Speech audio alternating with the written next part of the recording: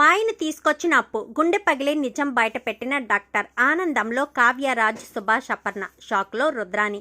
ఎంతకు ఏం జరిగింది? అసలు మాయను అప్పు తీసుకురావడం ఏంటి? మరి గుండె పగిలే నిజం డాక్టర్ ఏం చెప్పింది? అసలు ఏం జరిగింది అనేది వీడియోలో చూసి తెలుసుకునేద్దాం.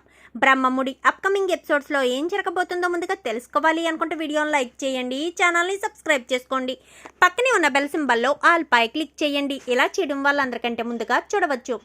మొత్తం మీరు చూసుకున్నట్లయితే అప్పు ఫోన్ చేయడంతో కావ్య పరుగున హాస్పిటల్కి వెళ్తుంది. ఇంకా అక్కడికి వెళ్ళిన తర్వాత మాయ స్పృహలోకి రావడంతో ఇంకా కావ్య అయితే చాలా కంగారుగా, అసలు ఏం జరిగింది? నిజంగానే మా మామయ్య గారికి నీకు ఆ బిడ్డ పుట్టాడా? మా మామయ్య గారు తప్పు చేశారా? చెప్పు మాయ, నువ్వు చెప్పే నిజం పైనే నా జీవితం ఆధారపడి ఉంది అని చెప్పి ఇంకా కావ్య ఎంతో ఆతృతగా అడుగుతూ ఉండగా ఇంకా డాక్టర్ అయితే మీరు పేషెంట్ని కంగారు పెడుతున్నారని చెప్పాను, కానీ నాకు చాలా అవసరం డాక్టర్, ఇప్పుడు కనుక తను నోరు విప్పక పోతే నా జీవితం నాశనం అయిపోతుంది అంటూ కావ్య మాట్లాడుతుండేసరికి ఇంక ఈ లోపు మాయ స్పృహ కోల్పోతుంది. స్పృహ కోల్పోవడంతో ఇంకా డాక్టర్ అయితే పరీక్షించి, ఏంటి డాక్టర్ తన స్పృహలోకి ఎంతసేపట్లో వస్తుందని చెప్పాను, కానీ తను కోమాలోకి వెళ్ళిపోయింది అని చెప్పి డాక్టర్ అనేసరికి కావ్య గుండె పగిలేలా ఏడుస్తుంది. ఏంటప్పు ఇలా జరిగింది? ఇప్పుడు మాయ కోమాలోకి వెళ్ళిపోతే అక్కడ నిజం చెప్పకపోతే ఆ చిత్రకు మీ బావకు పెళ్లి జరిగిపోతుంది కదా, అప్పుడు నా జీవితం నిజంగానే నాశనం అయిపోతుంది, నా జీవితాన్ని నేనే నా చేతులారా సర్వనాశనం చేసుకున్నాను అని చెప్పి కావ్య అయితే బాధపడుతూ ఇంటికి వెళ్తుంది. ఇంటికి వెళ్ళేసరికి అప్పటికే మాంగళ్య ధారణ పూర్తి కాకుండా మంత్రాలు చదువుతూ ఉంటారు. కావ్య రావడంతో రాజ్ అయితే కావ్య ఏదో నిజాన్ని బయట పెట్టే పని చేసిందని అనుకుంటూ ఇంకా రాజ్ అయితే కావ్య వంక చూసేసరికి కావ్య నమస్కారం చేస్తూ ఏడుస్తూ ఉంటుంది. ఈ లోపు మాంగళ్య ధారణ కానివ్వండి అని చెప్పనేసరికి సుభాష్ ఒక్క నిమిషం అని చెప్పను కానీ ఇంకా రాజ్ అయితే అలా ఆగిపోతాడు. ఏంటండి మాంగళ్య ధారణ జరిగేటప్పుడు ఆగమని చెప్తున్నారు అంటూ ఇంకా అపర్ణ అనేసరికి నిజం తెలియాలి అపర్ణ, నా కొడుకు జీవితం నాశనం అయిపోవడం నాకు ఇష్టం లేదు, నిజం తెలియాలి, తప్పెవరో చేశారో ఏం చేశారో అన్ని విషయాలు బయటికి రావాలి, అసలు నిజానికి తప్పు అని చెప్పి ఇంకా సుభాష్ మాట్లాడదామని నోరు తెరిచేలోపే ఈ లోపు అప్పు మామయ్య గారు అంటూ ఇంకా మాయనైతే స్ట్రెచ్చర్ మీద తీసుకొస్తారు. తనతో పాటు డాక్టర్ కూడా వస్తారు. ఎందుకంటే కావ్య పరిస్థితి మొత్తం డాక్టర్కి అర్థమయ్యేటట్టు అప్పు చెప్పేసరికి ఇంకా మాయని స్పృహలోకి తీసుకొచ్చే ప్రయత్నం చేయడంతో మాయ వెంటనే స్పృహలోకి వస్తుంది. నేను వస్తాను, ఒక అమ్మాయి జీవితం చక్కబడాలి అంటే నేను రావడం చాలా అవసరమని ఇంకా మాయని తీసుకుని డాక్టర్ అయితే ఇక్కడికి వస్తుంది. ఇక్కడికి వచ్చిన తర్వాత ఇంకా ఈ అమ్మాయే మాయ, తను మాయ కాదు చిత్ర అంటూ కావ్య చెప్పడం మొదలు పెడుతుంది. అవును అత్తయ్య గారు అంటూ ఇంకా అప్పు కూడా చెప్పేసరికి, చెప్పనయ్యా నిజం చెప్పు, ఆ బిడ్డ నీ బిడ్డే అని నీకు ఈ మాయకి పుట్టాడని చెప్పే నిజం చెప్పు అన్నయ్య అంటూ ఇంకా రుద్రాని అనేసరికి ఒక్కసారిగా అపర్ణ షాక్ అయిపోతుంది. ఏంటి రుద్రాని, ఏంటి నువ్వు మాట్లాడేది అని చెప్పాను, కానీ అవును వదిన, నేను ఈ నిజం బయట పెట్టడం కోసమే ఈ మాయను ఈ చిత్రాన్ని నేనే మాయ రూపంలో ఇక్కడికి తీసుకొచ్చాను. ఆఖరి నిమిషంలో అయినా అన్నయ్య నిజాన్ని బయట పెడతాడని అనుకున్నాను, కానీ కొడుకు జీవితం నాశనం అయిపోతున్నా కానీ అన్నయ్య నోరు విప్పలేదు అంటూ తప్పు మొత్తం సుభాష్ చేసినట్టుగా మాట్లాడుతూ ఉంటుంది. మాట్లాడేసరికి ఏంటండి రుద్రాని చెప్పేది నిజమా అంటూ ఇంకా మాట్లాడేసరికి అసలు ఏం మాట్లాడుతున్నారు అని చెప్పాను, కానీ నిజం మాట్లాడుతున్నాను కావ్య, ఈ నిజం కావ్యకు కూడా తెలుసొదన, కావాలనే కావ్య నిజాన్ని బయట పెట్టలేదు, తన భర్త జీవితం నాశనం అయిపోవడానికైనా సిద్ధపడింది, కానీ మామయ్య గారు తప్పు చేశారని బయట పెట్టలేదు అంటూ కావ్య మీద కూడా నిందలేసేసరికి అపర్ణ అయితే చాలా కోపంగా కావ్య వంక ఇటు సుభాష్ వంక చూస్తుంది. ఏంటి నాన్న, నువ్వు చెయ్యని తప్పుకు నువ్వెందుకు శిక్ష అనుభవించాలి?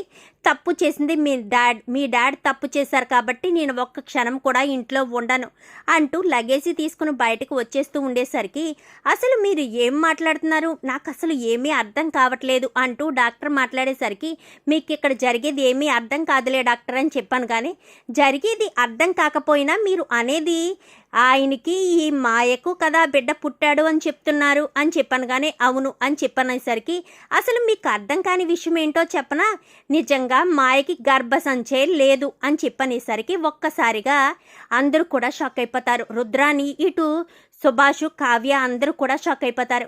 ఏంటి డాక్టర్, ఏంటి మీరు అనేది అని చెప్పాను. కానీ అవును, తనకు చిన్న వయసులోనే గర్భసంచి తీసేశారు. అసలు తనకు గర్భసంచే లేదు. అలాంటి తప్పుడు తనకు పిల్లలు ఎలా పుడతారు? ఆ బిడ్డ తనకు ఎలా పుట్టిందని మీరు అనుకుంటున్నారు అంటూ ఇంకా డాక్టర్ చెప్పేసరికి ఒక్కసారిగా రుద్రాని షాక్ అయిపోతుంది.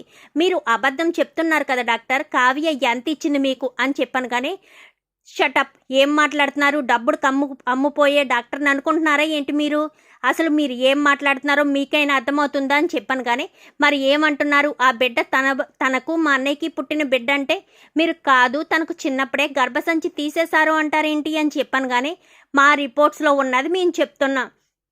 తనకు గర్భసంచే లేదు. గర్భసంచి చిన్నతనంలోనే తొలగించినట్టు క్లియర్గా మాకు తెలుస్తుంది. అలాంటి తప్పుడు తనకు బిడ్డలు ఎలా పుడతారు? అదే విషయాన్ని నేను బయట పెడుతున్నాను అంతే తప్ప ఎవరో నాకేమీ డబ్బాసు చూపించలేదు. వేరే వాళ్ళ గురించి నేను అబద్ధం చెప్పవలసిన అవసరం నాకు లేదు. మీకే నిజం తెలిసి తెలియక మాట్లాడుతున్నారు అంటూ ఇంకా డాక్టర్ మాట్లాడేసరికి అపర్ణ అయితే ఒక్కసారిగా షాక్ అయిపోతుంది. చెప్పు మాయ, ఎప్పటికైనా నిజం చెప్పు అని చెప్పాను. కానీ డాక్టర్ చెప్పేది నిజమే కావ్య, నిజంగా నాకు గర్భసంచి లేదు. సుభాష్ సార్ నన్ను అందరి ముందు చెంపదెబ్బ కొట్టారు నేను చేసిన తప్పుకి. అందుకనే సుభాష్ సార్ మీద నేను కక్ష కట్టాను.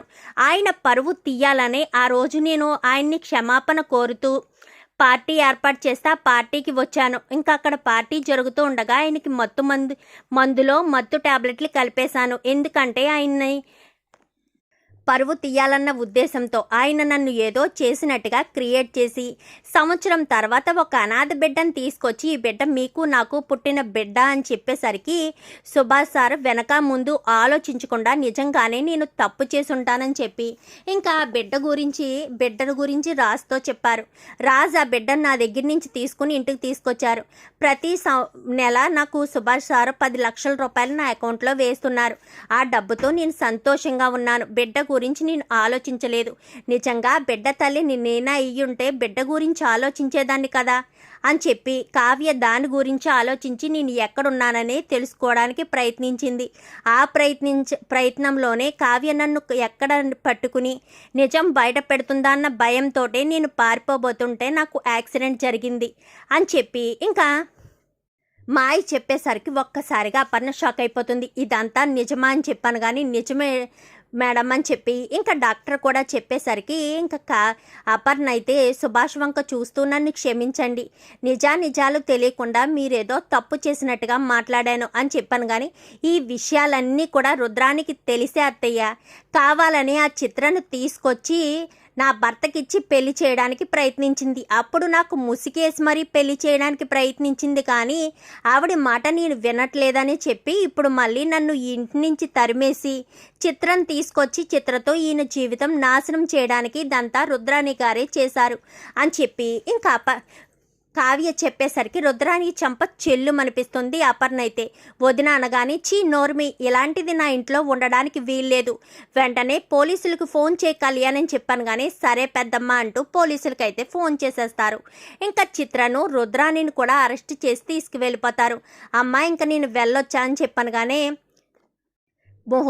ముహూర్తానికి ఇంకా సమయం ఉందా పంతులు గారు అని చెప్పనేసరికి ఉందమ్మా అని చెప్పాను. కానీ వెంటనే అపర్ణ అయితే కావ్య చేతిని పట్టుకుని ఇంకా తీసుకొచ్చి రాజ్ పక్కన పెళ్లిపీటల మీద కూర్చోబెట్టండి, ఇప్పుడు మంత్రాలు చదవండి అని చెప్పనేసరికి ఇంకా పంతులు గారు కూడా ఎంతో సంతోషంగా మాంగళ్యధారణ మంత్రాలు చదివేసరికి ఒకసారి మెళ్ళలో తాళుండగా మరొక తాళి కట్టించుకొచ్చా అని చెప్పాను. కానీ దానికి ఎటువంటి అభ్యంతరం లేదమ్మా, కట్టించుకోవచ్చు అని చెప్పనేసరికి ఇంకా రాజ్ అయితే మళ్ళీ కావ్య మెడలో ఇష్టపూర్వకంగా తాళి కడతాడు. ఇంకా అపర్ణ కూడా చాలా సంతోషిస్తుంది. ఇన్ని రోజులు కావ్యను కోడలుగా అంగీకరించలేదు, ఇప్పుడు మీరు సంతోషమేనా అత్తయ్య అని చెప్పాను. కానీ ఇప్పుడు నాకు తగ్గ కోడలు అనిపించుకున్నావు, కావ్యను నీ కోడలుగా అంగీకరించి మంచి పని చేసావా అపర్ణ అని చెప్పాను. కానీ మంచి చేసే వాళ్ళని ఎప్పటికైనా నేను మెచ్చుకుంటాను అత్తయ్య. మామయ్య గారు పరువు కాపాడాలని తన భర్త ఎంత చేసినా కానీ రాజుని వెనకేసుకొచ్చినప్పుడే కావ్య గురించి అర్థం చేసుకున్నాను. ఎంత జరుగుతున్నా తన జీవితం నాశనం అయిపోతున్నా కానీ కావ్య నోరు విప్పి ఈ తప్పు నా భర్త చేయలేదు, మామయ్య గారే చేశారు అన్న మాట కూడా చెప్పలేదు. కేవలం నా గురించే కదా అంత ఆలోచించిన కావ్య నా గురించి, మరి నేను కావ్య గురించి ఆలోచించాలి కదా అత్తయ్య అంటూ అపర్ణ అయితే చాలా సంతోషంగా ఉంటుంది. ఇంకా కావ్యరాజులిద్దరూ కూడా అపర్ణ కాళ్ళ మీద పడేసరికి అపర్ణ అయితే కావ్యను మనస్ఫూర్తిగా ఆశీర్వదించి గుండెలకైతే హత్తుకుంటుంది. ఇంకా మొత్తానికైతే కావ్యనైతే రాజుకి తగ్గ భార్యని, అపర్ణ తనకు తగ్గ కోడలని అంగీకరిస్తుంది. చూద్దాం రాబోయే ఎపిసోడ్స్లో ఇలాగే జరగాలని మీరు కూడా కోరుకుంటే వీడియో నచ్చితే లైక్ చేయండి, ఛానల్ని సబ్స్క్రైబ్ చేసుకోండి, పక్కనే ఉన్న బెల్ సింబల్లో ఆల్ పై క్లిక్ చేయండి. ఇలా చేయడం వల్ల అందరికంటే ముందుగా చూడవచ్చు.